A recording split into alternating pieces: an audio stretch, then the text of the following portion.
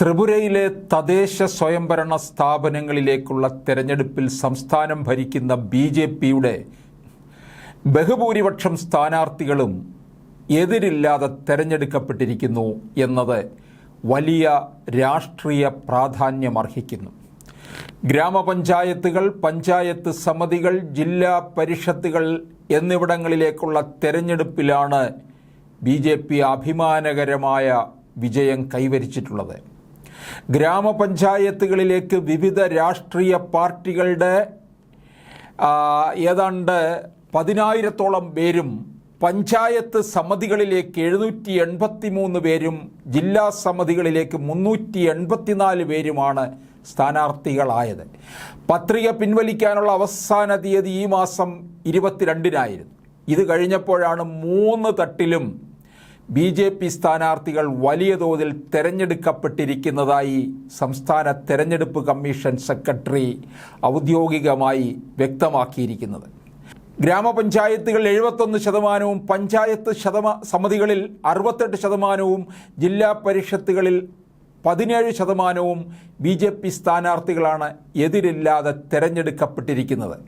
അതനുസരിച്ച് ഗ്രാമപഞ്ചായത്തുകളിലെ ആകെയുള്ള 6,370 സ്ഥാനാർത്ഥികളിൽ 4,550 സ്ഥാനാർത്ഥികളാണ് വിജയികളായിരിക്കുന്നത്. 1,819 സ്ഥാനാർത്ഥികളാണ് ഇനി മത്സര രംഗത്തുള്ളത്. ഇതിൽ 1,818 സീറ്റിലും BJP സ്ഥാനാർത്ഥികളാണ്. 1,222 സീറ്റിൽ CPMൻ്റെയും 731 സീറ്റിൽ കോൺഗ്രസിൻ്റെയും 138 സീറ്റിൽ BJP സഖ്യകക്ഷിയായ തിപ്രമോദയുടെയും സ്ഥാനാർത്ഥികളാണ്.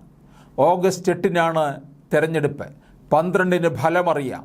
തദ്ദേശ സ്വയംഭരണ തെരഞ്ഞെടുപ്പിൽ BJPക്കെതിരെ മത്സരിച്ച് ജയിക്കുന്നത് പോയിട്ട് സ്ഥാനാർത്ഥികളെ നിർത്താൻ പോലുമുള്ള ശേഷി പ്രതിപക്ഷത്തിനില്ല എന്നാണ് ഭൂരിപക്ഷം സീറ്റുകളിലും BJP സ്ഥാനാർത്ഥികൾ എതിരില്ലാതെ തെരഞ്ഞെടുക്കപ്പെട്ടതിൽ നിന്ന് വ്യക്തമാകുന്നത്. BJPയെ നേരിടുന്നതിൽ CPMും കോൺഗ്രസുമൊക്കെ ഒറ്റക്കെട്ടാണ്. എന്നിട്ടും അവർക്കതിന് കഴിയുന്നില്ല.